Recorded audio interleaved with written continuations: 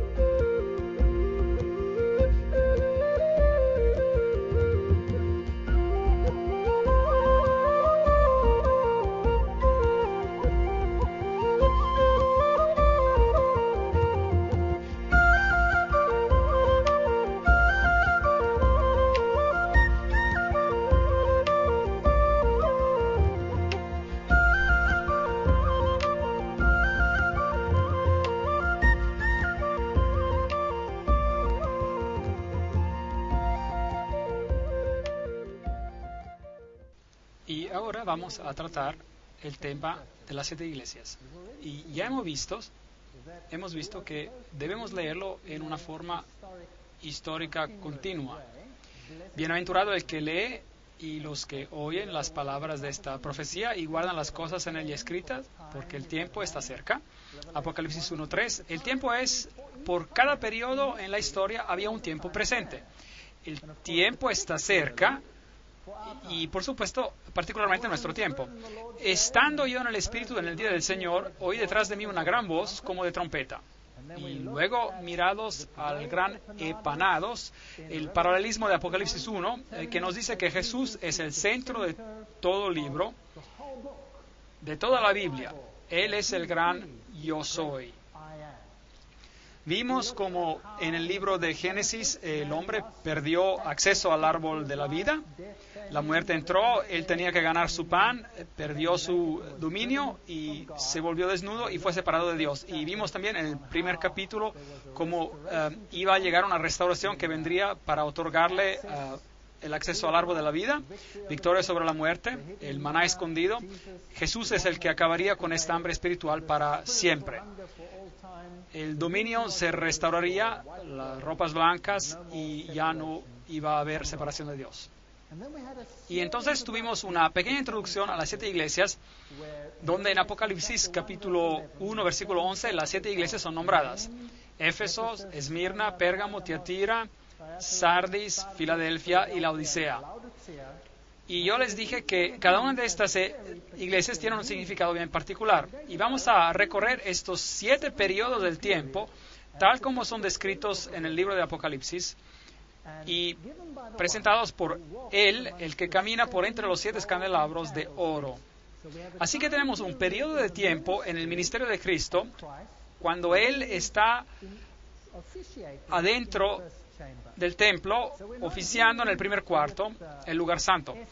No estamos hablando de escatología, es decir, de los eventos que suceden justo al final del tiempo, sino que tenemos un recorrido seguido a través de la historia, porque Él está en medio de los 7 candelabros, uno como el Hijo del Hombre. Y ahora también vimos en el primer capítulo, brevemente, que las 7 iglesias representan la antigua ruta postal, empezando por Éfeso, y yendo a Esmirna, Pérgamo, Tiatira, Sardis, Filadelfia y Laodicea. No es sorprendente que esa sea la secuencia en la cual ocurren las iglesias y la manera en que la ruta postal estaba trazada. Y también es la secuencia en la cual son mencionadas. Dios es verdaderamente asombroso. Escribe pues las cosas que has visto, luego la aplicación del tiempo, las cosas que son y las cosas que han de ser después de estas, la aplicación al futuro. respeto al misterio de las 7 estrellas que has visto en mi diestra y de los 7 candelabros de oro. Las 7 estrellas son los ángeles, los mensajeros si usted prefiere, de las 7 iglesias, y los 7 candelabros que has visto son 7 iglesias. Entonces, la iglesia es el medio por el cual Cristo disemina, esparge la verdad. Entonces, vayamos a Turquía, Asia Menor, donde encontramos a estas iglesias. Esta es la ciudad de Estambul, y aquí encontrará algunas de las mezquitas más hermosas del mundo. Aquí encontrará los restos de la gran batalla entre religiones, el Imperio Otomano, un gran fuerte de los otomanos ahí, puentes sobre el estrecho del Bósforo, matrimonios, gente viviendo ahí hoy tal y como viven en otras partes del mundo. Todos que luchan con la vida, todos buscando a alguien a quien amar. Esta es una pareja joven que está comprometida para casarse. Ella está vestida de rosado ahí. Y ahí el carruaje sobre una de las 7 colinas de Estambul, Constantinopla. Esta es una de las ciudades de 7 colinas. Roma es la otra con 7 colinas. Es interesante que ambas fueron capitales del Imperio Romano. Y aquí está la gran mezquita azul en Estambul. Tremendas edificaciones que representan una de las más grandes religiones del mundo. Y estaremos tratando con algunos de estos temas a medida que avancemos en el libro de Apocalipsis. Esta es Santa Sofía, un lugar muy interesante. Hoy es un museo, pero solía ser una iglesia cristiana en los tiempos bizantinos. Y cuando los musulmanes tomaron control durante el periodo bizantino, digamos el periodo post-bizantino, la convirtieron en una mezquita y hoy en día es un museo. Es interesante que en esta iglesia tienen relieves cristianos pintados sobre las paredes. Y cuando los musulmanes tomaron el control, pintaron las paredes de blanco. Tomaron pintura blanca y las pintaron por encima. Y así que desaparecieron del sitio. Y ahora, con el pasar del tiempo, la pintura blanca ha desvanecido. Así que cuando uno entra en la iglesia, uno ve los relieves cristianos y si mira atentamente los ven. Interesante, para mí es algo simbólico. Parece como si las grandes barreras entre las religiones se están cayendo y se están mezclando las religiones en una sola. Tiempos interesantes que el mundo está enfrentando. Estos son los canales subterráneos donde uno puede ir de compras. Es bien oscuro allá abajo. Por supuesto, es un país muy interesante, uno de los países fenomenales para visitar. Excelentes instalaciones, comida riquísima. Tercer mundo y primer mundo en uno. La ciudad de Troya existió aquí y esto es lo que queda de esa ciudad. Y esto es lo que queda del pueblo de Troas. Aquí es donde Pablo predicó una noche y debió haber sido un predicador aburrido, que seguía por horas y horas, así como yo, porque el pobre Euticos, nos dice la Biblia, no lo pudo soportar más y se quedó dormido, como se quedan algunos dormidos cuando yo hablo, y se cayó Euticos de la ventana y se rompió el cuello. Y el milagro ocurrió cuando Pablo oró sobre él y él fue sanado. Ese es el lugar. Hoy es solo un pequeño puerto de mar donde pescadores salen en sus barquitos. Y aquí es donde tenemos el escenario de las 7 iglesias en esta área. Así que cada una de las 7 iglesias donde Cristo es representado están esparciendo su luz al mundo. Cada uno de estos nombres tiene un significado en particular y tienen un significado profético. Hay un cierto carácter descrito en cada una de estas iglesias que se aplica a ellas en ese tiempo y también tiene una aplicación en el futuro.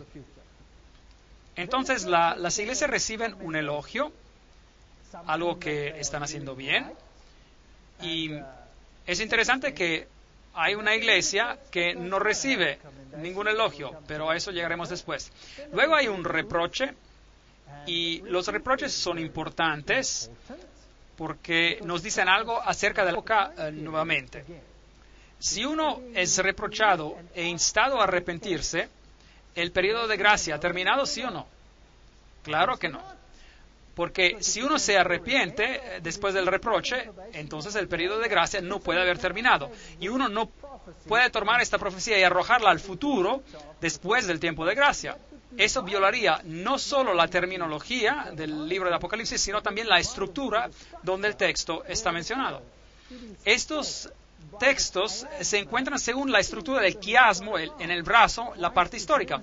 Cristo está ministrando en el lugar santo, no en el lugar santísimo, así que este es un periodo de su ministerio que no pertenece al tiempo de la fin, aunque la profecía avanza por toda la totalidad del tiempo cristiano, aún en ese tiempo.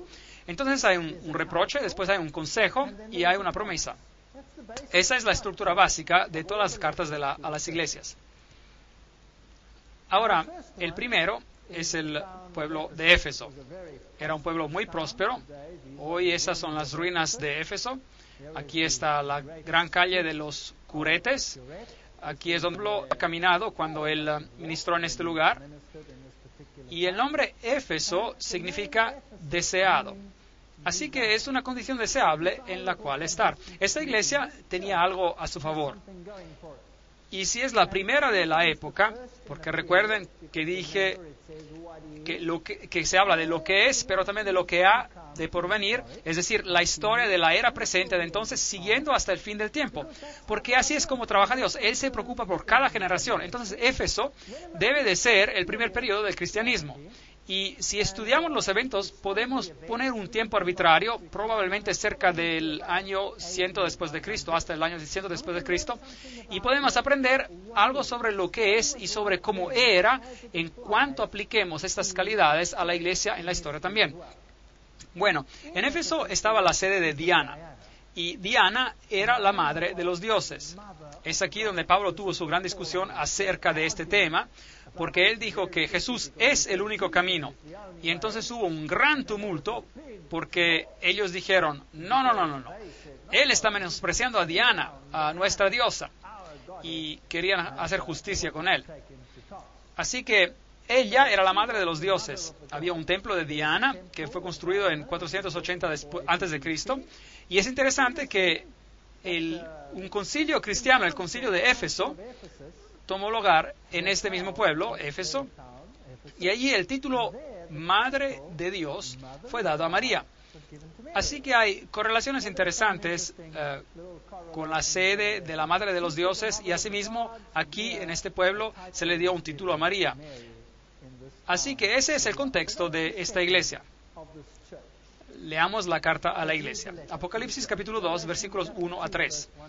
Escribe al ángel de la iglesia en Éfeso: el que tiene las 7 estrellas en su diestra, el que camina en medio de los 7 candelabros de oro.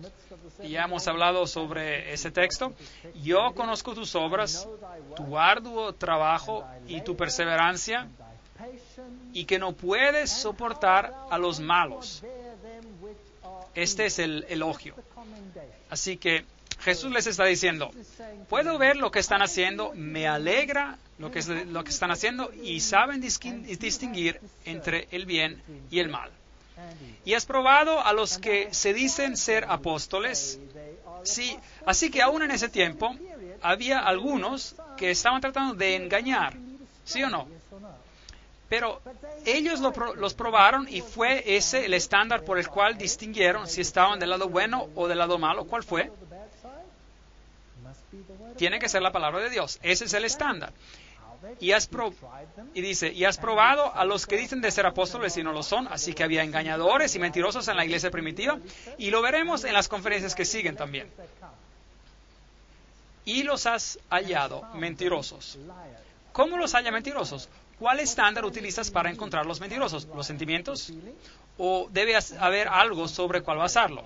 Seguro que debe haber algo sobre cuál basarlo. La palabra de Dios. Y has sufrido, has sido perseverante, has trabajado arduamente por amor de mi nombre y no has desmayado. Ese es un buen elogio para la iglesia de Éfeso. Todavía mantienen su integridad. Pero hay un reproche. Pero tengo contra ti que has dejado tu primer amor. Así que esa primera llama que tenía la iglesia, esa llama que uno siente cuando se convierte y uno corre para esparcir el mensaje, se habían enfriado un poco.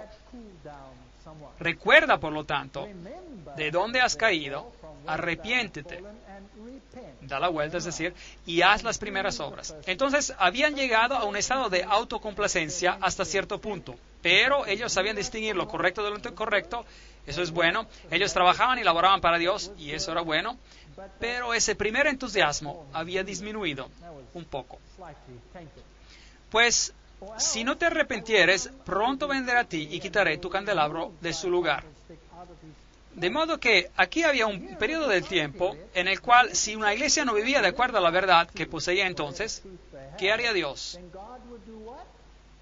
Les quitaría el candelabro y se lo daría a alguien más. Un punto muy importante.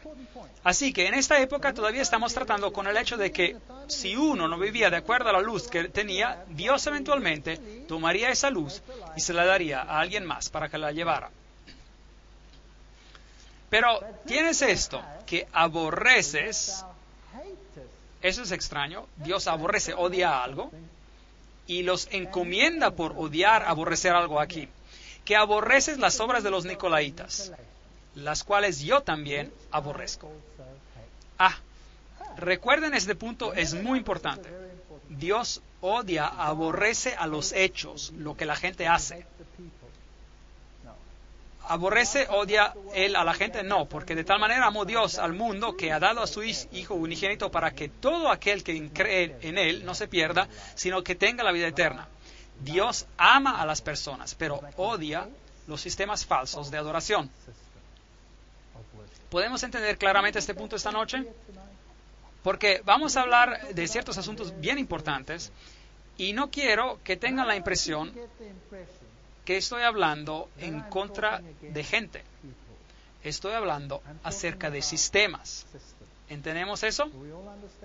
Si un sistema no enseña la verdad, sino que propaga cosas erróneas, error, entonces Dios odia a ese sistema, ¿sí o no? Sí, Él ama la verdad y odia, aborrece el error. Él ama a toda la gente a pesar de sus errores y sus fallas. Aún antes de que supiéramos que Él existiera, Él estuvo dispuesto a morir por nosotros, ¿cierto? No debemos olvidarnos de esto, nunca. Así que ellos tienen algo a su favor, y es que odian a las obras de los nicolaitas, los cuales Dios también odia también las obras. Entonces la iglesia primitiva tenía el discernimiento para odiar a los nicolaitas. ¿Quiénes eran ellos? ¿Quiénes eran?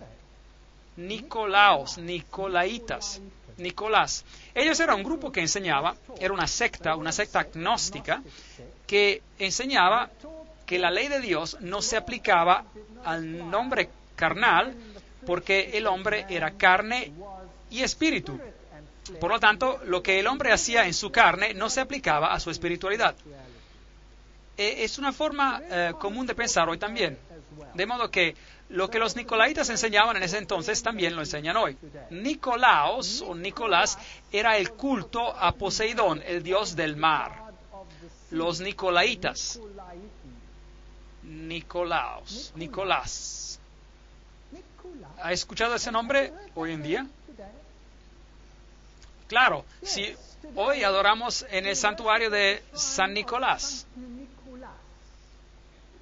No lo encontrarán en la historia, pueden buscar en la enciclopedia británica. Ahí dice que es un individuo ficticio, probablemente del culto de Poseidón. Muy interesante. Jesucristo es Dios. Jesucristo es el Salvador. Jesucristo es el que nos salva. Y ahora celebramos su cumpleaños, ¿en qué día? El 25 de diciembre. La Biblia dice que los pastores estaban en los campos afuera, así que no pudo ser el 25 de diciembre. El dios Zeus o Júpiter, su cumpleaños era el 25 de diciembre. El dios Osiris, su cumpleaños era el 25 de diciembre. Podría nombrarle a todos los dioses antiguos. Las principales deidades tenían sus cumpleaños el 25 de diciembre. Ahora, si la Navidad, Christmas en inglés, es decir, que significa la misa de Cristo en inglés, era realmente la fecha del nacimiento de Cristo, entonces, ¿por qué celebramos a Nicolás en ese día particular? ¿No es interesante? Y luego se les pide a los niños que pregunten a quién para sus regalos. En las religiones nórdicas, a Nicolás, y él viaja por el cielo justo como los dioses antiguos viajaban por el cielo el 25 de diciembre en un carruaje. Y si era Zeus o Júpiter, era jalado por un macho cabrío. Pero si era un dios nórdico, y nosotros, es decir, los anglosajones, tenemos una religión nórdica, porque de allá es donde venimos de los godos, del pueblo godo, entonces el dios era jalado por renos. Y él podía discernir lo bueno y lo malo, era eterno, vivía por siempre, y cada año sabía cuál niño era bueno y cuál niño no. Entregaba los regalos y él se iba, todo eso en el 25 de diciembre. Y los niños hoy se olvidan de Jesucristo y dicen Papá Noel. ¿Eso es bueno o malo? Entonces, lo que estamos celebrando es el día de Nicolás, y amamos a los nicolaitas. Pero la iglesia primitiva los odiaba. No odiaba a los individuos, pero al sistema. Al vencedor le daré a comer del árbol de la vida que está en el medio del paraíso de Dios. Apocalipsis 2, 4 a 6. Hoy Cristo está siendo suplantado por el sistema en forma sutil, pero es peor de lo que parece. Aquí está la calle de los curetes, y aquí es donde Pablo debió haber caminado. Aquí es donde se encontraban las estatuas de los personajes prominentes del pueblo, y cada uno tenía una cabeza, y si uno tenía mucho dinero, uno contrataba a un escultor para que le hiciera una cabeza y la pusiera allí. Y uno pagaba alquiler como uno paga por el teléfono, la casa o algo así. Y si uno se le acababa el dinero o dejaba de pagar, pues tumbaban la cabeza y ponían la de alguien más, alguien que pudiera pagar el alquiler. Así que cuando uno caminaba por allá, uno estaba en toda su gloria si uno podía pagar el alquiler. Aquí había un templo al emperador de Traiano. Templos como este eran, por supuesto, dedicados a muchos dioses, y el emperador romano era, por supuesto, una deidad, el emperador romano, y era la reencarnación del dios del sol. La alcaldía, tal como era, hermosa biblioteca en Éfeso, y el templo de Domiciano, otro culto a un emperador, otra sección del templo. Y entonces, por supuesto, que tenemos los personajes escolásticos de la antigüedad, y después la iglesia bizantina dejó su rastro aquí. Y si le gusta la plomería, la tubería eran buenas. Esos tubos duraron todo este tiempo. Ese era el baño público, y abajo había un río para que todo fuera transportado lejos inmediatamente. Nada ha cambiado. Nosotros también tenemos un río, solo jalamos una canalita para que fluya, y uno se sentaba allí y podía hablar con el vecino acerca de todo lo que estaba pasando en su vida. Aquí estaban los baños escolásticos, la diosa Artemisa, que tenía muchos pechos para alimentar a las naciones. Y este era el anfiteatro donde tomó lugar todo el tumulto cuando el platero, que era responsable de hacer todas las estatuas de Diana, se enfadó muchísimo cuando Pablo predicó un Dios diferente. Y la historia dice que Pablo se escapó de aquí, de Éfesos. Así que esta era la iglesia primitiva, digna de elogio. Se aferró al camino, tenía discernimiento entre el bien y el mal, no permitía infiltración del paganismo dentro de la iglesia. Ellos discernían entre lo incorrecto y lo correcto. Jesús era el centro de su religión. Estaban un poquito satisfechos consigo mismos, pero aparte de eso estaban bastante bien. El primer tiempo de la historia cristiana tenía esas mismas características. Éfeso era un puerto, y hoy ya no hay puerto. De hecho, el mar está a muchos kilómetros de distancia. Ha sido llenado de cieno. Aproximadamente en el año 800 después de Cristo dejó de ser un puerto Éfeso. Este hecho es interesante en términos de tiempo y de secuencias de evolución. Hoy en Éfeso uno puede ver que Roma ha levantado esta estructura la cual fue aparentemente vista en una visión como el lugar donde vivió María, porque Juan vivió en Éfeso. Y Jesús dijo a Juan: he ahí a tu madre, y él recibió a María en su casa en Éfeso. Pero esto ha sido determinado como, de hecho, falso. Pero de todas formas, aquí es donde muchos vienen a adorar a los pies de María. Todas las religiones vienen aquí. Católicos, peregrinaciones de protestantes, aún hasta naciones islámicas vienen a este lugar en particular. Bueno, el próximo periodo de tiempo es Esmirna. Desde el año 100 después de Cristo, probablemente hasta el año 313 después de Cristo, porque este fue un tiempo de tremenda persecución. La palabra mirra está escondida en la palabra Esmirna y significa aroma dulce, un aroma de sacrificio. Y si uno considera la ciudad misma, había un santuario a la diosa Némesis. Policarpo fue su primer ministro y fue martirizado. Interesante. Y en esta representación vemos los 10 días de persecución. La Biblia dice que hay que tomar un día como un año, por un año en profecía. Y hubo un periodo en la historia de la iglesia primitiva cuando fueron perseguidos muchísimo por alrededor de 10 años. La respuesta es sí. Hubo un emperador por el nombre de Dioclesio y él decretó un periodo de persecución el cual fue muy intenso y terminó en el año 313 después de Cristo.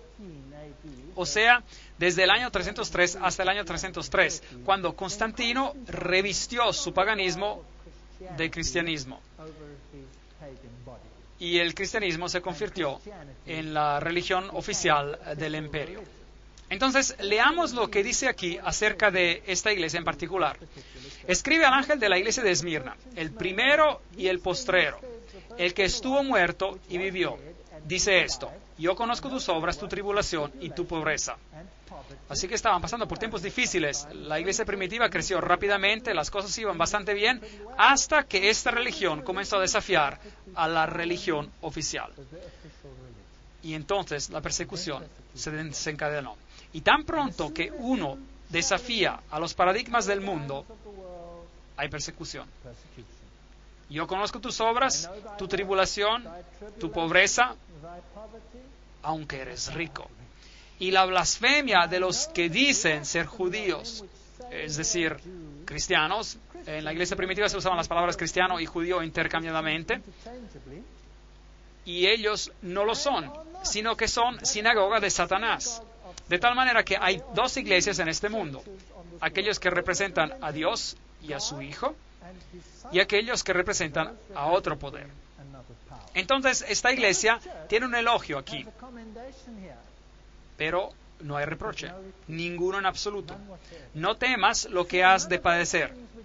El diablo echará a algunos de vosotros en la cárcel para que seáis probados, y tendréis tribulación por 10 días. Ahí tenemos un periodo de tiempo mencionado de manera particular. La persecución diocleciana tomó lugar durante ese periodo. Sé fiel hasta la muerte y yo te daré la corona de la vida. Ahí está la promesa de la restauración. El que tiene oído, oiga lo que el Espíritu dice a las iglesias. El vencedor no sufrirá daño de la segunda muerte. Interesante teología que vamos a tratar en conferencias siguientes. Apocalipsis 2, 10 a 11. Así que aquí está una iglesia que no tiene reproche.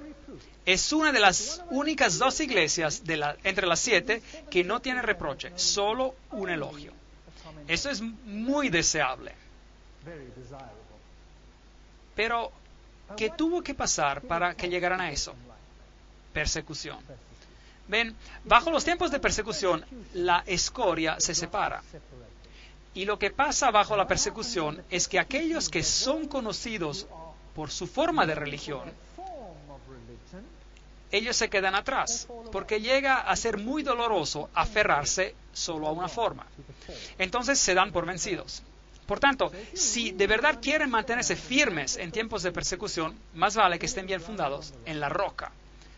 Más vale que sepan lo que creen y por qué lo creen. Y es por eso que el libro de Apocalipsis es muy importante, porque nos dice que vendrá un tiempo de angustia como nunca hubo. Y más vale que creamos en lo que creemos si queremos estar firmes durante ese tiempo. ¿Será que hubo tal persecución? ¿Será que alguna vez existió Diocleciano? Bueno, los llevaré de regreso a esa ciudad de Las Palmas, Palmira, con esta gran calle de columnas romanas, como la vimos en la conferencia anterior.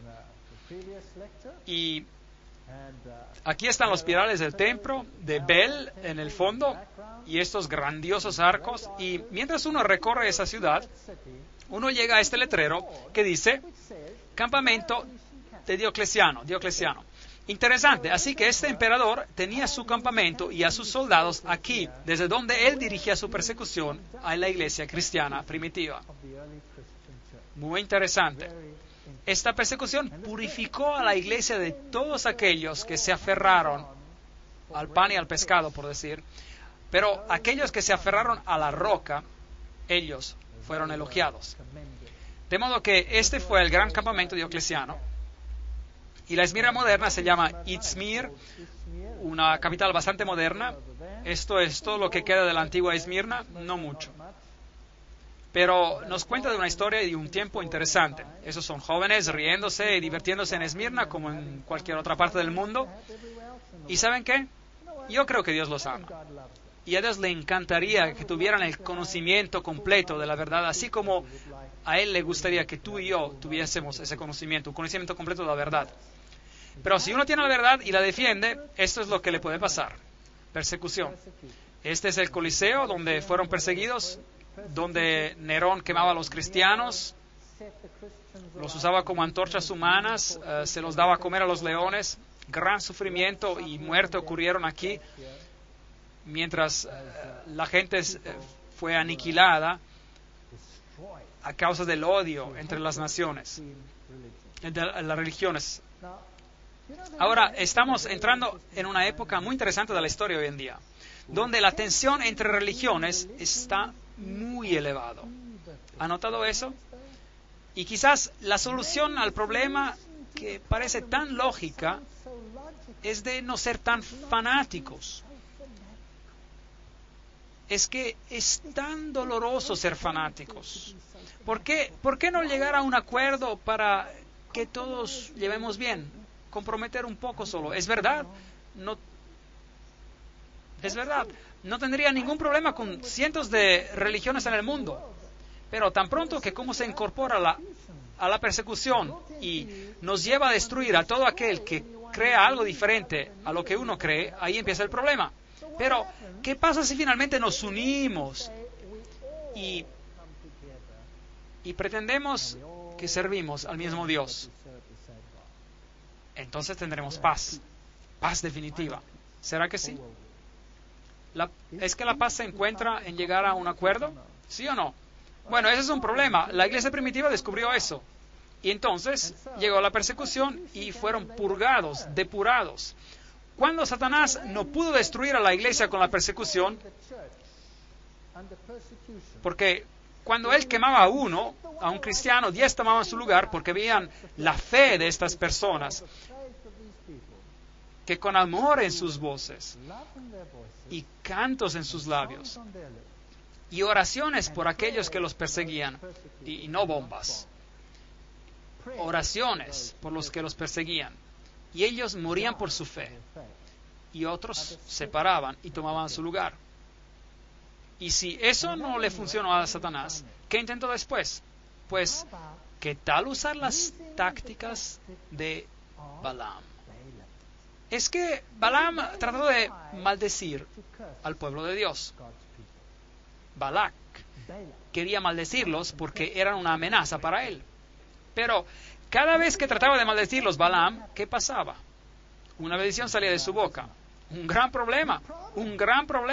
Aquí estaban los hijos de Israel y este profeta Balaam se le ofreció un montón de dinero para que los maldijera, pero no funcionaba. Así que inventó un plan. Y dijo, ¿saben qué? Si conseguimos de que pequen contra Dios, entonces la protección de Dios será levantada. Y ahí sí que los tenemos en nuestras manos. Entonces vamos a tratar de hacerlos pecar. Y ya sé qué haremos. Realizaremos un festival y tendremos una fiesta. una tremenda fiesta con música estupenda y adoraremos a otro Dios. Y las hermosas mujeres se pueden poner sus minifaldas solo por esa noche y mostrar un poco las piernas. Y eso es lo que hicieron. ¿Y qué hicieron los israelitas?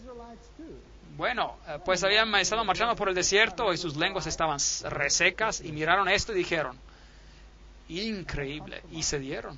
¿Y qué pasó? Una terrible plaga sobrevino sobre Israel. Veamos si ellos se dieron, comprometieron. Pérgamo significa elevación, elevar. ¿Elevar qué? Elevar el yo sobre lo divino. Hemos escuchado hoy en día acerca del yo cuando prendemos la televisión. No escuchamos que tenemos que encontrar nuestra fuerza ¿dónde? Adentro.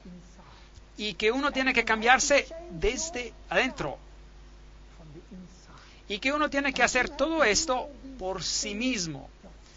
Que esa es la nueva forma de salvación. Pérgamo, elevar los caminos del hombre por encima de los caminos de Dios. Y eso es idolatría. De manera que en la capital de la provincia romana de Asia había un templo a Zeus, a Júpiter, también a Esculapio, el dios serpiente, una serpiente que instruía a los hombres, la serpiente medicinal enrollada en un poste. ¿Será que usamos ese símbolo hoy? Sí, el mundo de la medicina lo utiliza. El procónsul de Pérgamo tenía una espada de doble filo. Y es interesante que esta ciudad era el bastión del clero, del sacerdocio babilonio. Es que cuando Babilonia fue conquistada por Medo-Persia, ellos tomaron control de la religión babilónica, pero los sacerdotes se rebelaron contra Medo-Persia.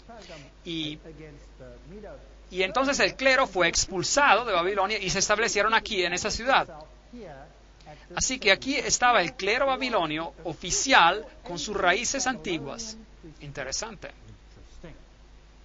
Tomaron la piedra de paladio, las vestiduras, que de hecho eran las vestiduras de Dagón. Tenían un manto de pez y tenían una mitra relacionada al pez con forma de boca abierta en sus cabezas. Muy interesante, porque ellos representaban a Dagón, el dios de los peces.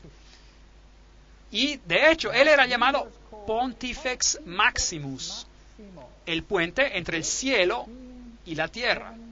De manera que uno era salvo por la mediación del hombre, la mediación de la iglesia, en vez de la mediación de Cristo.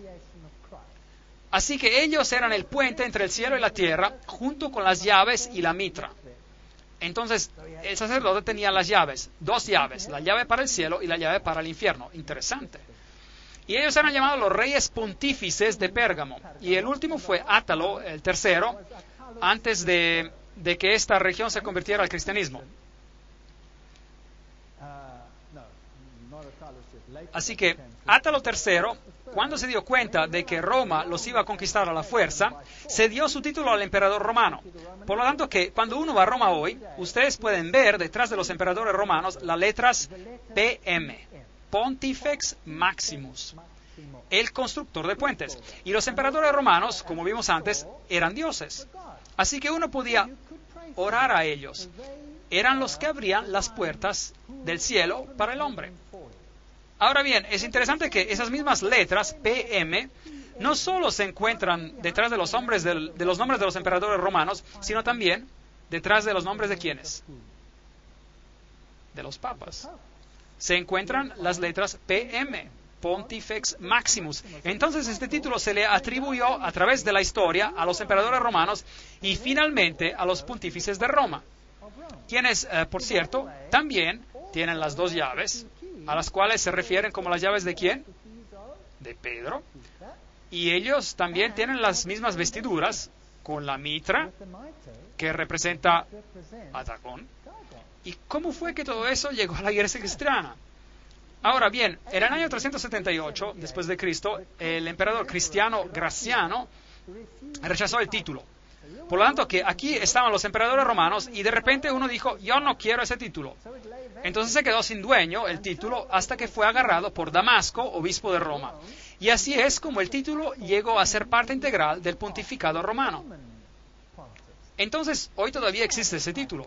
Pero, ¿qué fue lo que pasó aquí en Pérgamo? Bueno, aquí fue donde se llegó al compromiso, a la mezcla.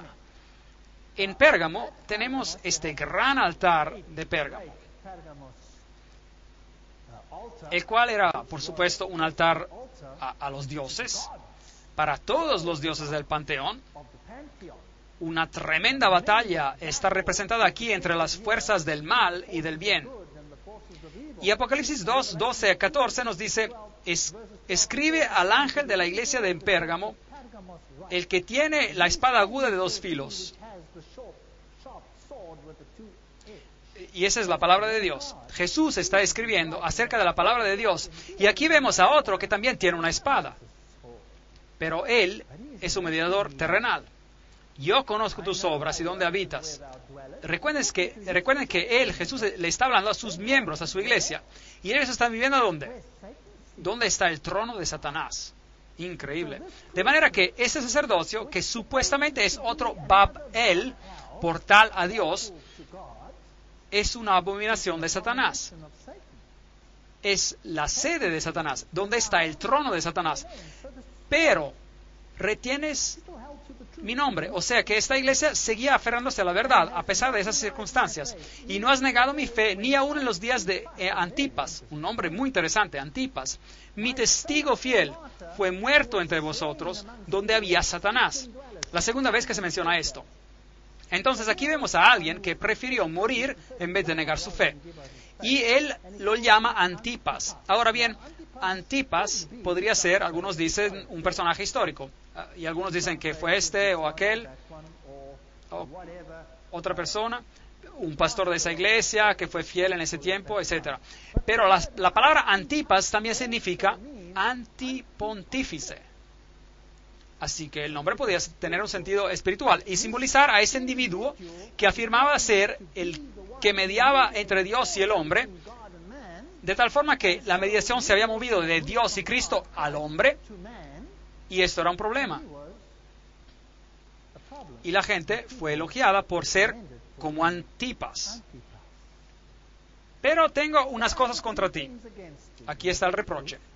Que tienes ahí a los que retienen la doctrina de Balaam.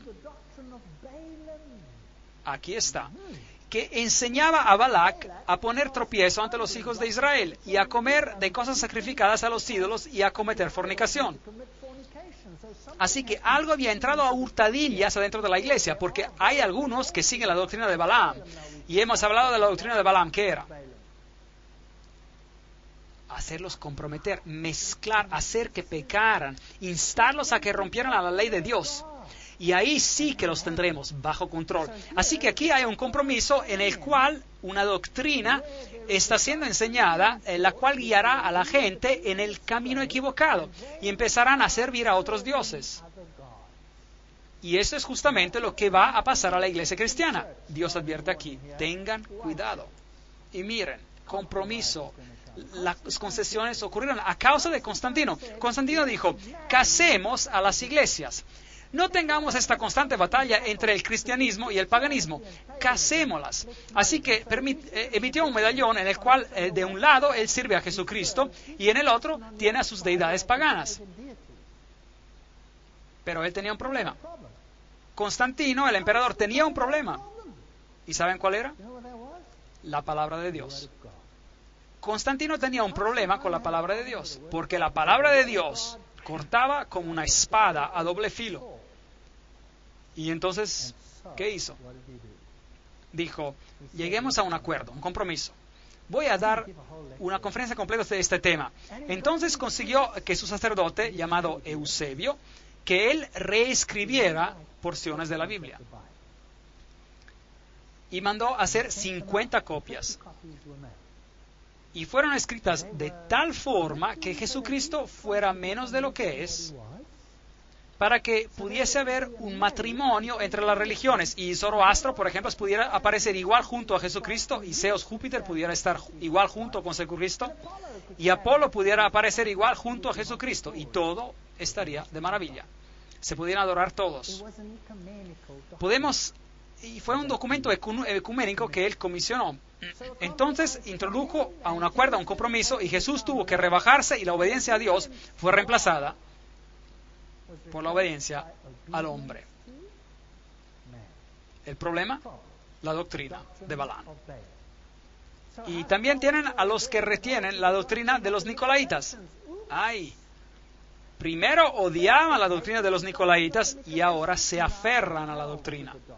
Por tanto, arrepiéntete, pues si no, vendré pronto hasta ti y pelearé contra ellos con la espada de mi boca. El que tiene oído, oiga lo que el Espíritu dice a las iglesias. Al vencedor le daré de comer del maná escondido y le daré una piedrecita blanca y en la piedrecita un nombre nuevo escrito, el cual nadie conoce sino el que lo recibe.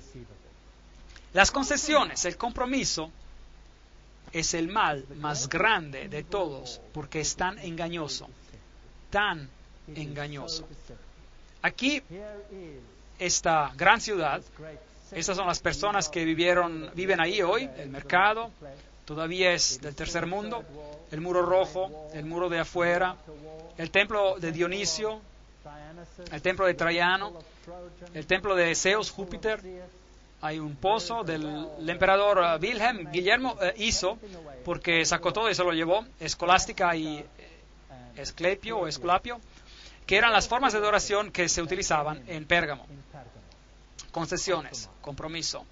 Me gustaría aconsejar hoy que los compromisos entre el error y la verdad sean rechazados y que Jesús y su verdad sean hechos eternos en el corazón. Amén. En la última sección llegamos hasta Pérgamo, una de las 7 iglesias, y vimos cómo el compromiso, las concesiones habían entrado en la iglesia y que ahora había gente que creía en la doctrina de los nicolaitas, mientras que antes la habían rechazado totalmente. Aquí vemos un gran anfiteatro de esa ciudad y un pozo. Y el próximo periodo del tiempo de la historia es el más triste en la historia de la iglesia. Porque una vez que uno ha aceptado el compromiso, el hacer concesiones, esto crece como un cáncer dentro de la iglesia y llega a ser una oscuridad total. Así que el próximo periodo mencionado es Tiatira, del año 538 después de Cristo hasta probablemente el año 1517 después de Cristo. Y este nombre tiene mucho significado. Significa dulce sabor de la labor, significa sacrificio de arrepentimiento.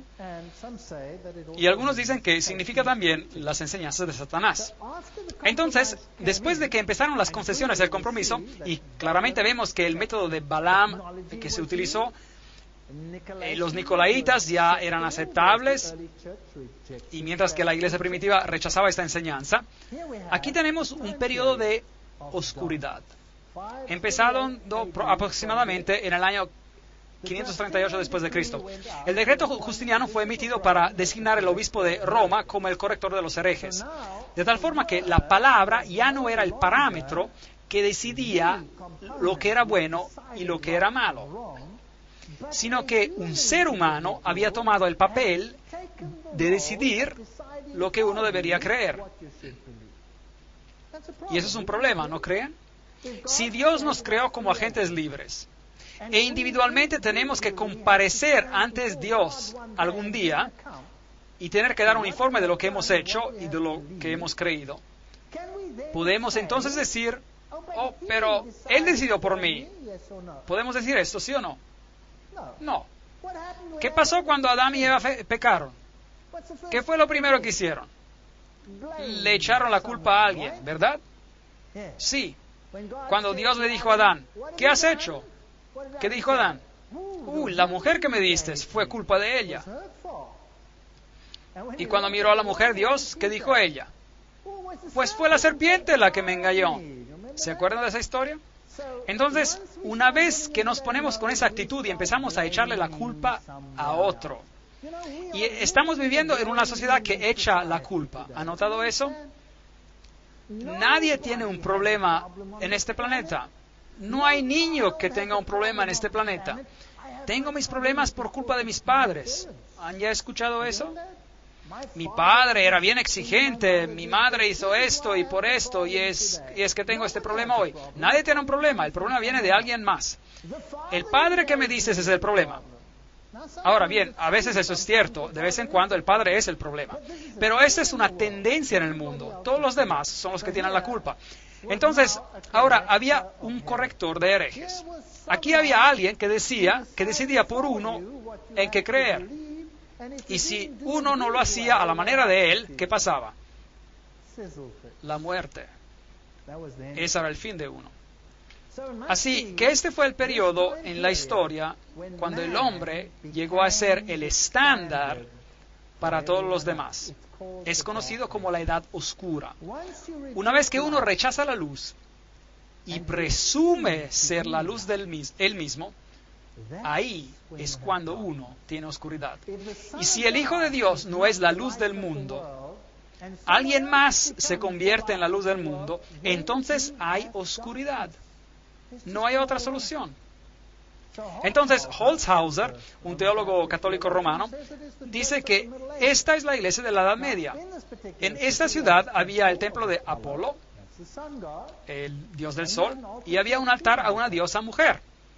La iglesia de la Edad Media tenía un dios, hombre, y habían edificado a una mujer. Llegaremos a eso más adelante en nuestras conferencias.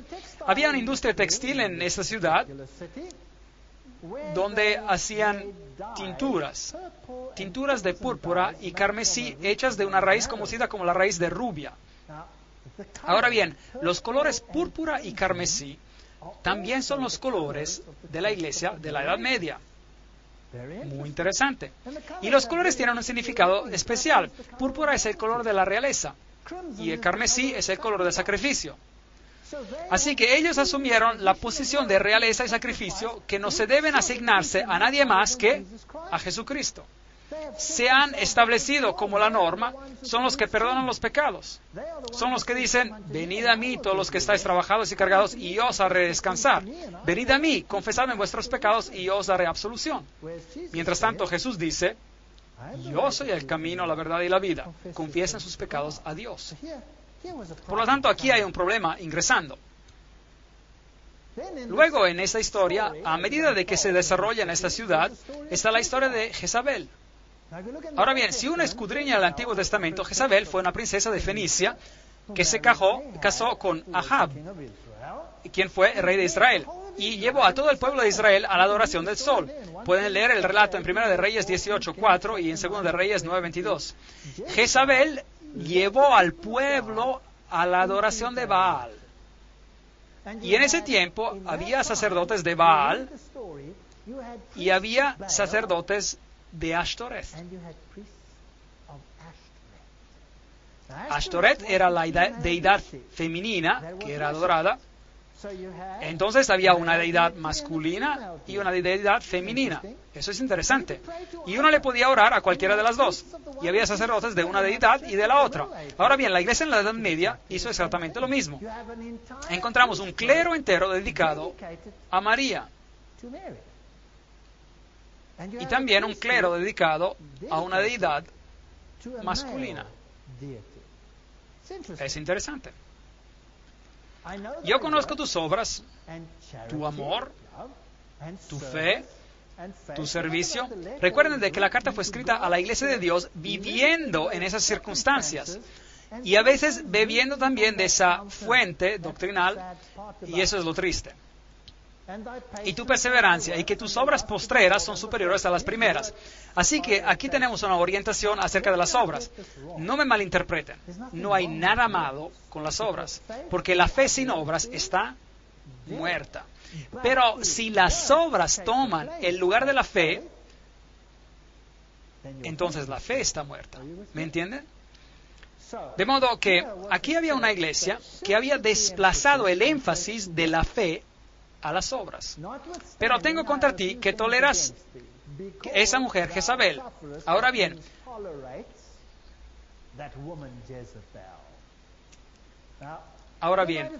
pudo haber existido una Jezabel literal allí. Dicen que sí, la había durante ese tiempo. Era una mujer que controlaba la industria textil, que hacía la ropa teñida de púrpura y carmesí. Pero es obvio que la Biblia usa algo literal que posiblemente existía en ese entonces y lo aplica al futuro y aplica a esta gran apostasía que sucedió cuando Ahab, que era el rey de Israel, se casó con Jezabel.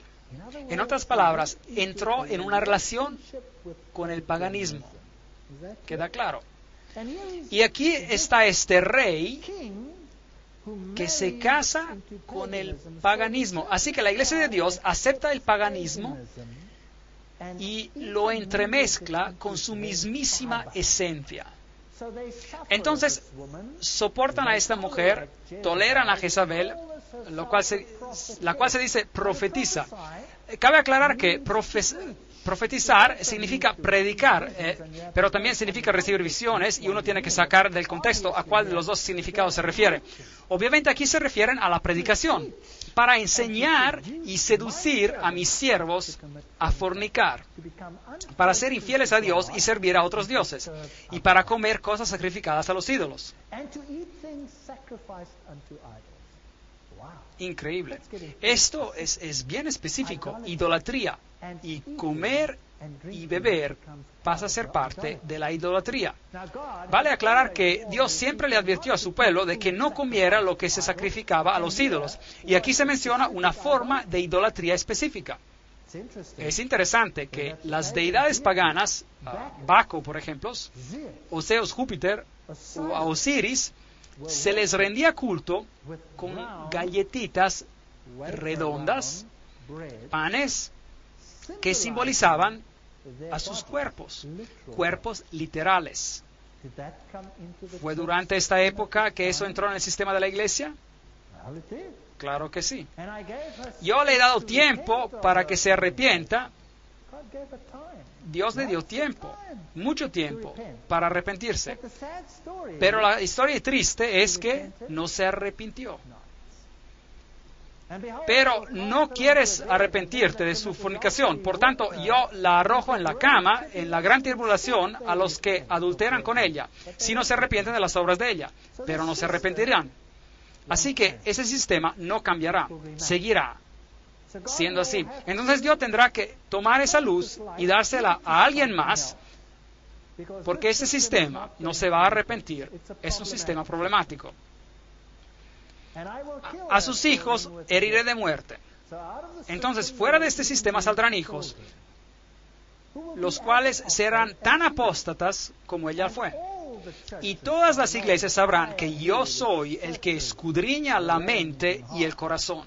Os daré a cada uno según vuestras obras. Por lo tanto, si tu criterio son las obras, Dios te juzgará de acuerdo a tus obras. Si lleva a la gente a la idolatría, Dios juzgará conforme a eso. Pero a los demás que están en Tiatira, es decir, el resto, a cuántos no tienen esa doctrina, o sea, que no todos siguieron ese camino, llegó una gran división en la iglesia y no han conocido lo que ellos llaman las profundidades de Satanás. Esa terminología es interesante. Conocer las profundidades de Satanás significa que uno debe haberse iniciado en los secretos del ocultismo. ¿No es así? Hay gente hoy que sostiene conocer las profundidades del ocultismo. Y tendremos que descubrir dónde están localizadas estas profundidades del ocultismo hoy en día. Y lo vamos a hacer en las conferencias que nos quedan sin ninguna duda. Pero aquí están localizadas ¿en qué iglesia? La iglesia de la Edad Media. Ella conoce las profundidades de Satanás. Increíble, eso da miedo. Vamos a tener que examinar este asunto. Yo os digo, no os impongo otra carga, Así que hay gente que se resiste a comprometerse de esta forma, que rechazan esta enseñanza interna, este misterio, este ocultismo. Pero lo que tenéis, reténlo hasta que yo venga. Esa es la primera referencia a la venida de Cristo. Por lo tanto, es obvio que nos hemos movido de una época en la cual la iglesia sabía lo que era la verdad, pasó a ser satisfecha consigo misma, pasó a un tiempo donde hubo gran persecución y la iglesia fue purificada. ¿Se acuerdan? Esmirna, Mirra. Y entonces pasó por un tiempo de compromiso, concesiones, Pérgamo, ¿se acuerdan? Cuando la verdad y el error se entremezclaron, y después a un periodo en el cual el hombre se postula a sí mismo como un estándar para decidir lo correcto y lo incorrecto. Y se convierte en religión para ti, para la persona, reemplazando a la palabra de Dios. Y luego entramos en el ocultismo puro. Dice el texto, retenedlo hasta que yo venga. Al vencedor que guarde mis obras hasta el fin, yo le daré autoridad sobre las naciones. Bueno, aquí está el pilar de Justiniano. Aquí está, y este por acá, conmemorando el decreto por el cual el hombre puede ahora decidir quién está en lo correcto y quién no. Y tiene el derecho de castigar aún hasta con muerte. Pilares son traídos, pilares egipcios.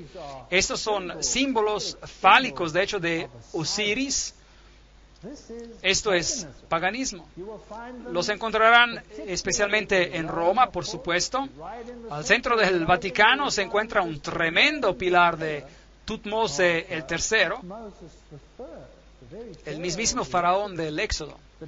La corona triple, que es de Medo-Persia, representa en realidad al Dios del cielo, de la tierra y del mundo de los muertos. Increíble. Es impresionante ser coronado con una corona que lo hace a uno rey del cielo, de la tierra y del mundo de los muertos. Eso es tomar el lugar de alguien más. Bueno, obviamente necesitamos un reavivamiento. La iglesia de la Edad Media se convirtió en obscuridad y llegó a ser conocida como la Edad Oscura, de hecho.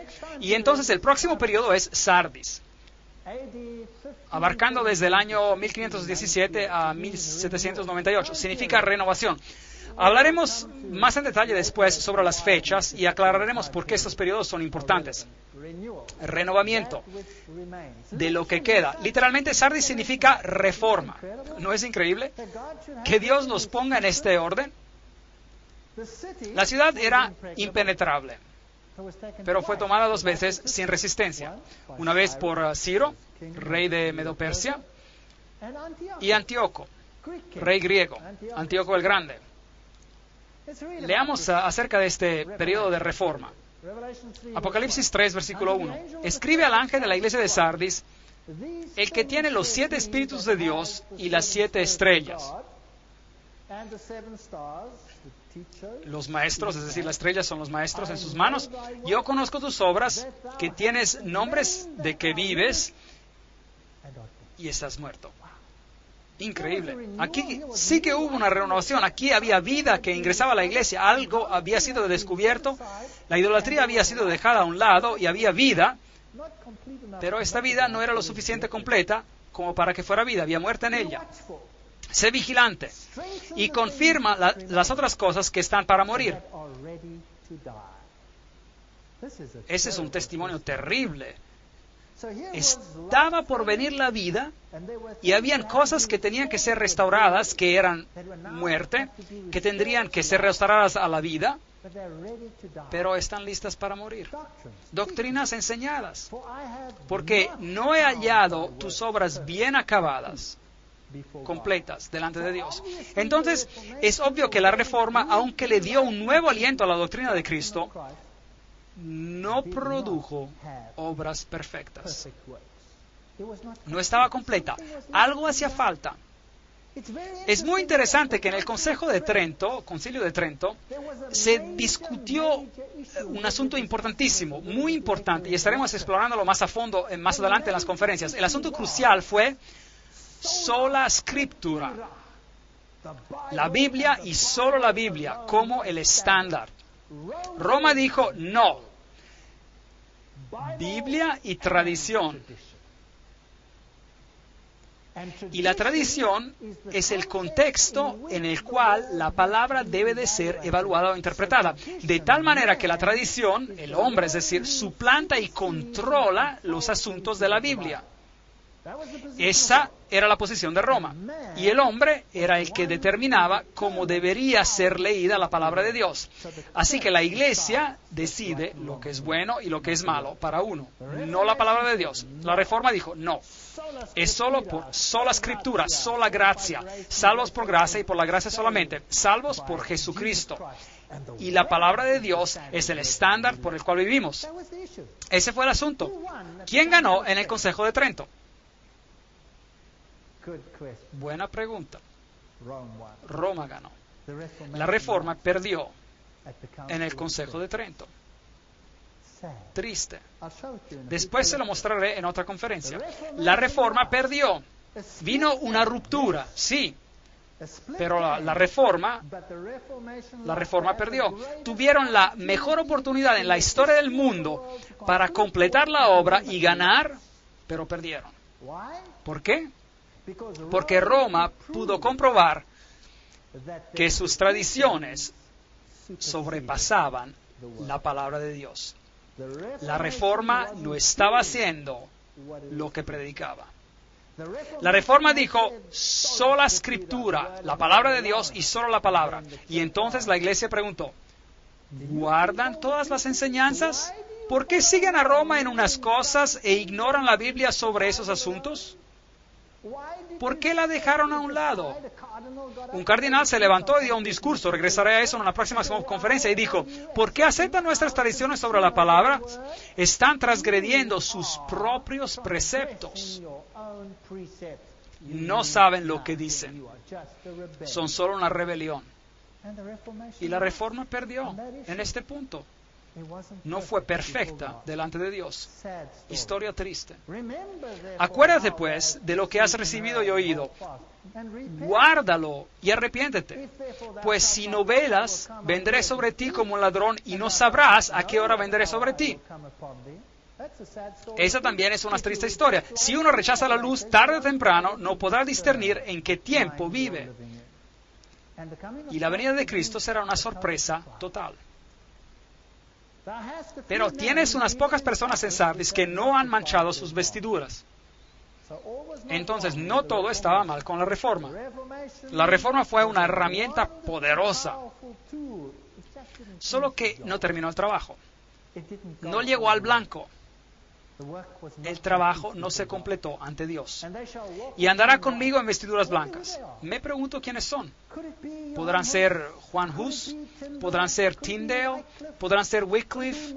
¿Podrán ser Martín Lutero? ¿Podrán ser todos estos grandes reformadores? Son dignos porque se mantuvieron firmes en lo que consideraban ser verdad. El vencedor será vestido de vestiduras blancas y no borraré su nombre del libro de la vida y confesaré su nombre delante de mi Padre y delante de sus ángeles. A propósito, ese es un texto interesante. Ahí no dice, escribiré su nombre en el libro de la vida. Dice, no borraré su nombre del libro de la vida. Increíble. ¿Qué nos dice eso acerca de Dios? ¿A cuántos quiere salvar a Dios? A todos. ¿Sabían que todos los que han nacido desde el principio han sido escritos en el libro de la Biblia, de la vida? Es la decisión de cada uno de nosotros si el nombre permanece allí o no. Triste historia. De cualquier forma, esta es Sardis, tal como se veía. Eso es todo lo que queda para ellos. Esta es una mujer musulmana que nos acompañó en ese tour. Una historia maravillosa. Ella aceptó el cristianismo y tuvo que huir por su vida como consecuencia. Cambiando de tema, aquí está una iglesia bizantina cubierta. Ahora hay una granja allí. Esta es una vieja sinagoga que ha sido abierta y limpiada. Aquí es probablemente donde Pablo enseñó.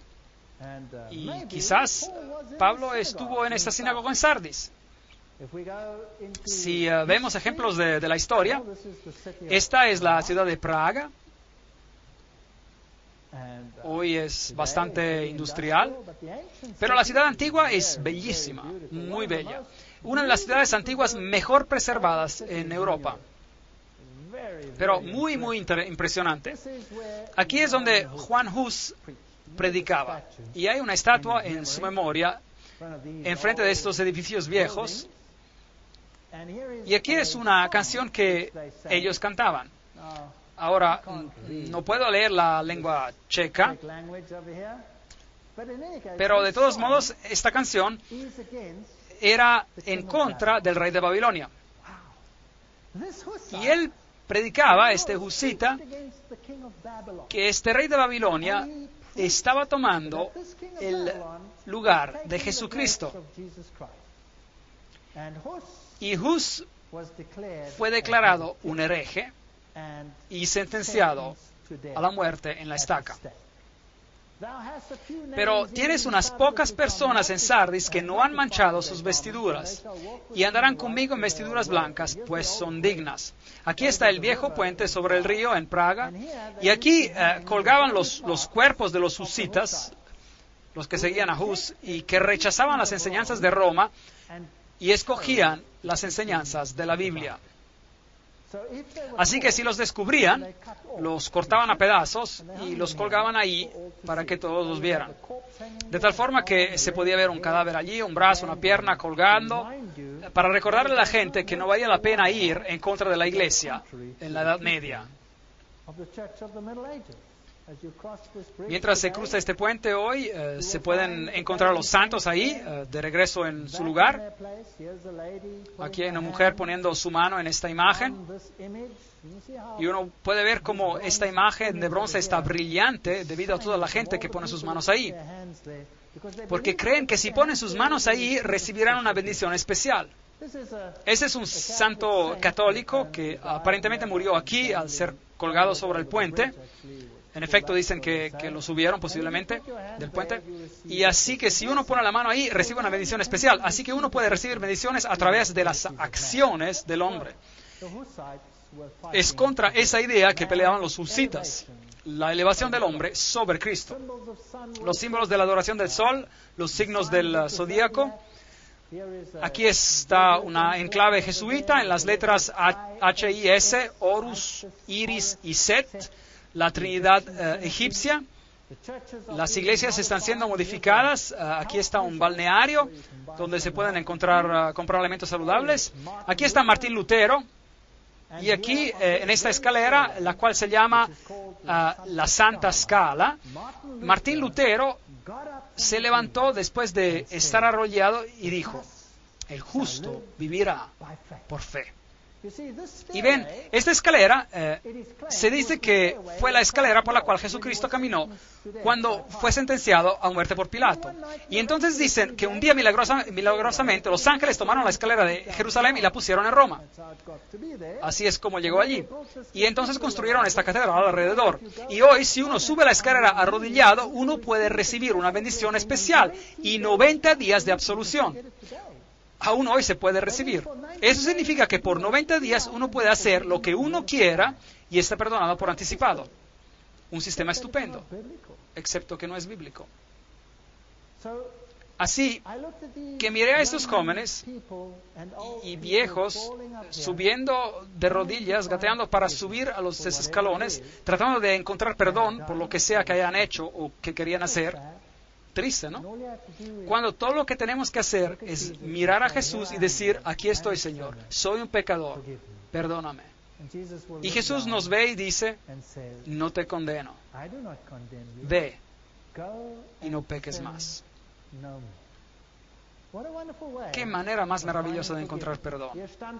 Hier stand vor Kaiser und Reich Martin Luther 1521. Aquí se presentó Martín Lutero ante el emperador y el reino. Martín Lutero. Y dijo: aquí estoy, no puedo obrar de otra manera. O es la palabra de Dios o no es la palabra de Dios. Por cierto, Martín Lutero se dio cuenta de lo que le faltaba en terminar. Pero él no lo pudo terminar solo, todo. Sus seguidores debieron haber continuado, pero no lo hicieron. Y él se mantuvo firme. Y bueno, el resto es historia. El trabajo no se completó. ¿Y entonces qué pasó? Debido a que Martín Lutero no pudo continuar la obra, otra denominación cristiana se levantó y dijo: hey, Martín, le faltó algo. Y empezaron una nueva denominación. Y siguieron al nuevo líder que se llamaba a lo mejor Calvino. Y se llamaron calvinistas. Y entonces alguien más descubrió: hey, Calvino y Martín Lutero parece que no se dieron cuenta de que la Biblia enseña algo más por acá. Y entonces tenemos a los bautistas, por ejemplo. Y entonces encuentran nueva información y los luteranos dicen: bueno, Martín no vio eso y entonces nosotros tampoco. Y los calvinistas dicen: bueno, nosotros no vimos eso tampoco, así que no vamos a seguir esa ruta. Y entonces tenemos a Wycliffe que dijo: aquí hay algo bueno que hemos descubierto en la Biblia. Como protestantes, hagamos esto. No, mejor háganlo ustedes solos. Formen su propia denominación. Y entonces, ¿qué pasó? Tenemos todas estas denominaciones, cada una con sus doctrinas que están basadas en la Biblia, pero cada una alegando tener algo diferente de las demás que las mantienen separadas. ¿Tenemos la misma Biblia, sí o no? ¿Tenemos las mismas verdades si tenemos la misma Biblia, sí o no? Entonces, ¿por qué tantas denominaciones? ¿No podemos averiguar cuál es la verdad y hacerla? Bueno, y entonces viene Filadelfia, del año 1798 al año 1844. Filadelfia significa amor de la hermandad. Atalo el segundo la construyó porque amaba a su hermano Eumenes, y era la entrada a las montañas, era una puerta abierta. Pues esta es una época interesante porque después de la reforma que había terminado, ahí es cuando empezó la misión mundial. Carey se fue a India en el 1793, Morrison se fue a China en 1807, Moffat a África en 1817, la Sociedad Bíblica Británica comenzó en 1804, la Sociedad Bíblica Americana comenzó en 1816, la palabra se esparció por el mundo. Escribe al ángel de la iglesia de Filadelfia: amor de hermandad. Esto dice el santo, el verdadero, el que tiene la llave de David, el que abre y ninguno cierra, y cierra y ninguno abre. Este es un concepto interesante, el abrir y el cerrar. Algo se está abriendo y algo se está cerrando. Y es así que Dios abre el camino a la misión mundial y el mensaje se esparce. Pero también hay algo que se está abriendo y cerrando.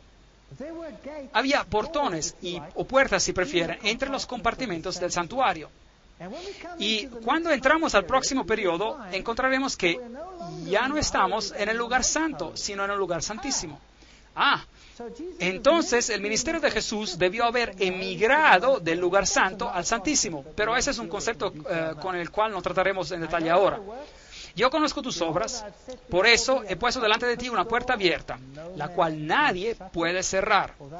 Pues aunque tienes poca fuerza, un grupo pequeño de creyentes, has guardado mi palabra y no has negado mi nombre. Aquí no hay reproche. Un grupo pequeño decide de que seguirán a Cristo en todo, toda la verdad. ¿Qué pasó durante este periodo de tiempo? De la sinagoga de Satanás. Así que hay la iglesia de Satanás en el mundo, de los que dicen ser judíos y no lo son, sino que mienten. Te daré algunos, y yo haré que vengan y se prostren a tus pies reconociendo que yo te he amado. Así que hay un grupo que encuentra la verdad y algo que está siendo restaurado, por cuanto has guardado la palabra de mi paciencia. De regreso a la palabra de Dios. Obviamente hay algo que se está haciendo de manera diferente. Yo también te guardaré de la hora de la prueba. Entonces no estarán aquí justo al final, de manera que es un periodo justo antes de los últimos grupos sobre la tierra, que ha de venir sobre el mundo entero para probar a los que habitan sobre la tierra. Vengo pronto. ¿Qué le dijo a la iglesia anterior? Hasta que yo venga. Y ahora vengo pronto. ¿Se dan cuenta de que el tiempo es ya más corto? Obviamente nos hemos movido en la historia de un tiempo cuando Él va a venir, a un periodo de la historia cuando Él va a venir muy pronto. Esto es antes de los últimos eventos. antes de los últimos eventos. Pero este grupo no tendrá parte en los últimos eventos porque serán guardados de la hora de prueba. Retén lo que tienes para que ninguno tome tu corona. Apocalipsis 3, 9 a 11. ¿Qué pasó en la historia?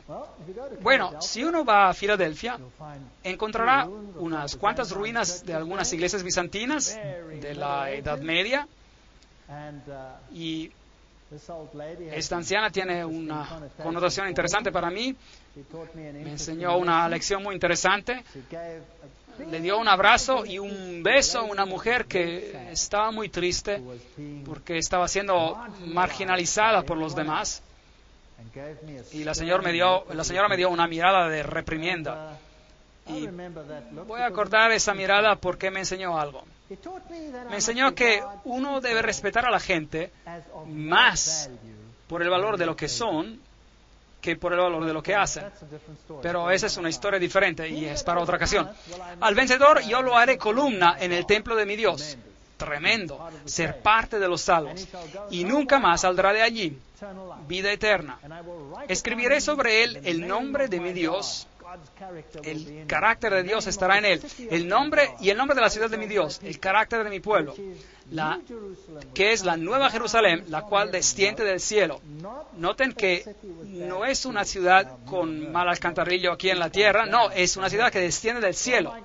Con mi Dios y mi nombre nuevo le escribiré. Apocalipsis 3, 12. Esas son grandes promesas para esta iglesia, Filadelfia. Una temporada de renovación de Filadelfia, cuando las enseñanzas de la Biblia eran tomadas en su totalidad de nuevo y combinadas con una enseñanza siguiendo todo lo que está en la Biblia. La Biblia también se esparció a todo el mundo, con Satanás tratando de confundir el asunto, y el pueblo de Dios supuestamente allí para representar la justicia y la verdad. Y luego viene la última iglesia, la Odisea.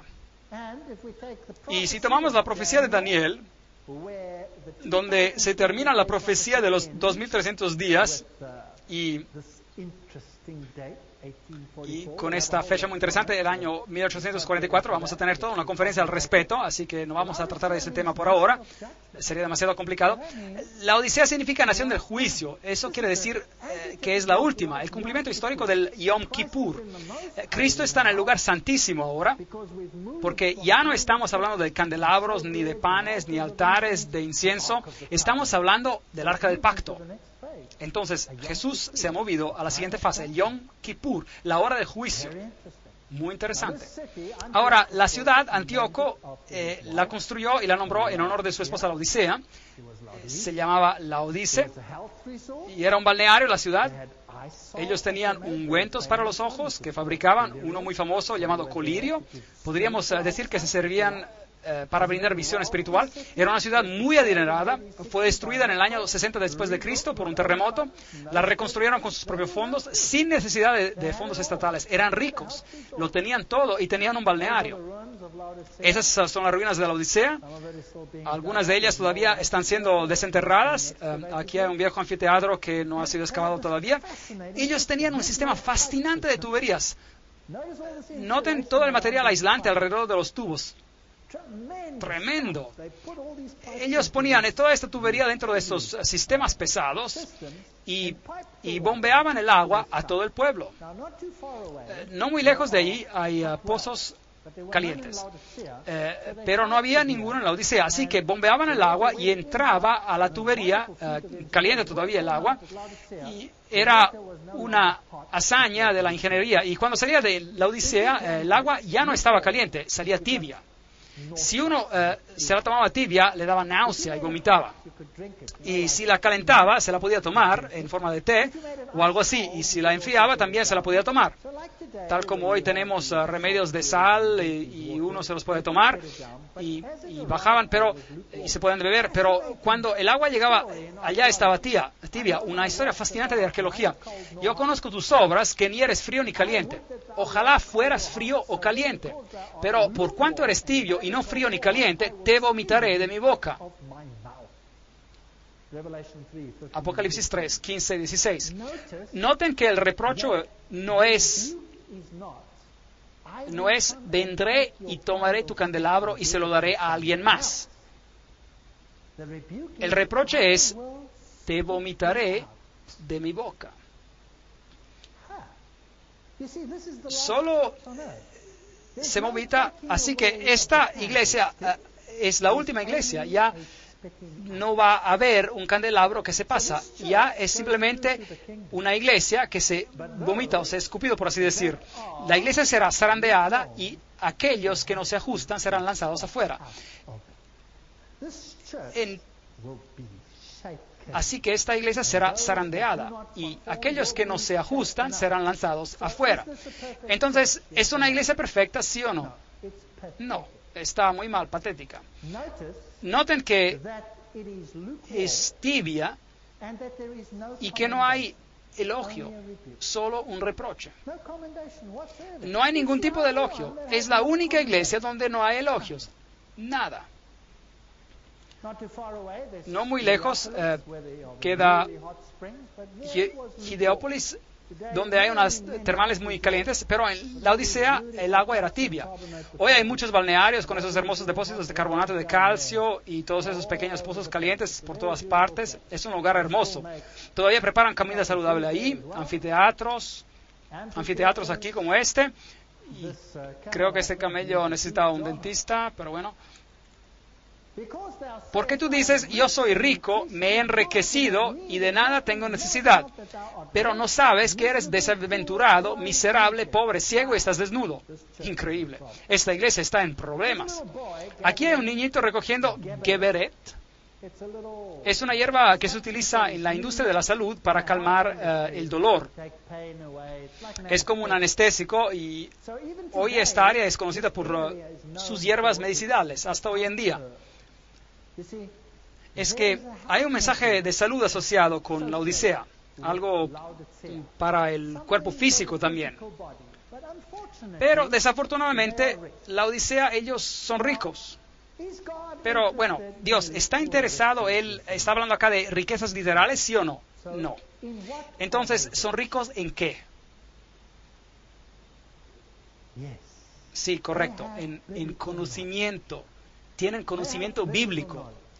Tienen conocimiento bíblico. Como pueden ver, la Reforma no había completado la tarea. La Reforma se fragmentó porque dejaron el trabajo inconcluso. Y luego vino el turno de Filadelfia y se llevó a cabo una consolidación y la palabra fue de nuevo revelada por completo. En todos por completo. Y la Odisea heredó el conocimiento. Aquí estaba. Tenían el conocimiento. ¿Y qué le hicieron? ¿Y qué hicieron con él? Sentarse sobre el mismo.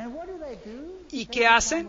Se enriquecen y se llenan de cosas y no tienen necesidad de nada. Empiezan a fingir ser iglesia.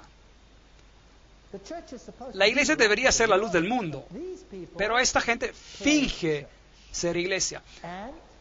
Y no saben que son despreciables, miserables y pobres, espiritualmente pobres y ciegos, que no tienen discernimiento y están desnudos, desprovistos de Cristo. Es que la fe sin obras es muerta, mientras que las obras no nos ayudan a ganar puntos porque somos salvos por la gracia y solo por gracia. Y si no compartimos lo que sabemos, entonces tenemos un problema. Y si uno es rico y cree que tiene la verdad, entonces, ¿por qué compartirla con alguien más? Lo puede hacer sentir a uno incómodo. Y hay gente que cree que tiene la verdad y que la verdad lo salvará. Bueno, los judíos también creían en eso y tenían la verdad, pero rechazaron al Mesías y lo clavaron en la cruz. ¿No lo hicieron? Por lo tanto, tener la verdad no nos salva. Tener a Jesucristo nos salva. Y si uno tiene a Cristo, entonces irá Y no condenará a aquellos que no conocen la verdad. Uno irá afuera, hacia el mundo, amará a aquellos que no conocen la verdad y tratará de llevarlos a la verdad, porque Jesús murió por ti y por mí mientras todavía éramos pecadores, ¿correcto? Y esa es la manera que va a ser. Y déjeme decirle algo, nadie, y voy a decirlo de manera muy firme, nadie se salva por tener el entendimiento correcto de cualquier doctrina. ¿Comprenden eso? Si tú tienes el conocimiento perfecto de cómo ser salvo, ¿eso te va a salvar? No. Si simplemente gozas de ese conocimiento y lo tienes y te sientes rico y enriquecido, eso no te va a salvar. Aplicar ese conocimiento al corazón y hacer que Jesús sea el centro, el alfa y el omega de tu vida, ese sí es conocimiento que salva junto a tus obras. Pero sentarse sobre ese conocimiento no te salvará. Si estás enriquecido y de nada tienes necesidad, ahora bien, uno llega a ser tan rico y enriquecido y se pone a discutir sobre esto y aquello y dice, yo tengo entendimiento perfecto sobre esta doctrina y por eso tengo razón y tú no, y tú estás perdido y yo salvo. Esta iglesia está tan llena de conocimiento que tiene tiempo para debatir el asunto, dándole vueltas y vueltas como con un perro que se persigue su misma cola y no llega a ningún lado. Esta iglesia es desaventurada y miserable. Así que si están buscando la iglesia perfecta de los últimos tiempos, no la encontrarán. Tienen que buscar una que es miserable, pobre, ciega y desventurada. Entonces quizás la van a encontrar. ¿Cómo es posible? Por tanto, yo te aconsejo de que compres de mí oro refinado en el fuego para que sea rico y vestiduras blancas para vestirte. Entonces, ¿cómo nos enriquecemos? ¿Y cómo obtenemos los mantos de justicia? ¿Y cómo cubrimos la vergüenza de nuestra desnudez? ¿Y cómo obtenemos discernimiento espiritual y ungüento para los ojos para poder ver? Yo reprendo y castigo a todos los que amo. Sé pues celoso y arrepiéntete. Es decir, que si queremos hacer lo que es correcto, Dios nos pondrá en el fuego de la aflicción. Entonces, tengo malas noticias. Cualquiera que encuentre esa verdad, la verdad está con temperatura bien caliente y tendrá que cuidarse bien y comer a lo mejor mucha hierba geberit, como dice así. Aquí hay un llamado a la puerta y aquí hay un hermoso campo listo para la cosecha. Yo tomé esta foto arrodillado mirando al otro lado. Yo estoy a la puerta y llamo. Si alguno oye mi voz y abre la puerta, entraré a él. Dios no fuerza a nadie. Y cenaré con él y él conmigo. Al vencedor, hay que vencer primero, le concederé que se siente conmigo en mi trono, así como yo he vencido y me he sentado con mi Padre en su trono. Apocalipsis 3, 20, 21. Esa es la historia de la iglesia. Finalmente, tengo que decirles que hay gente sobre esta tierra que tiene un conocimiento de la verdad, pero no se destacan por esparcirla. Más se les conoce por sentarse sobre la verdad y discutir entre sí sobre las particularidades de cada asunto específico y sobre la exactitud, la perfección o falta de perfección de este asunto o aquello. Pero esto no es el verdadero asunto. Jesús es el asunto. La verdad es importante, pero solo si es aplicada al corazón. Y es mi oración que todos comprendamos y obtengamos el conocimiento de la verdad. Pero más que eso, que evitemos ser címbalos que retiñen y que encontremos a Jesús y lo apliquemos a nuestro corazón. En las próximas conferencias estudiaremos de cómo la verdad ha sido tirada al piso en nuestro planeta y en qué problema nos encontramos realmente. Y quién controla qué y cómo lo hace. Que Dios les bendiga y les guarde y asistan a las próximas conferencias que explicarán paso tras paso toda la batalla entre el bien y el mal.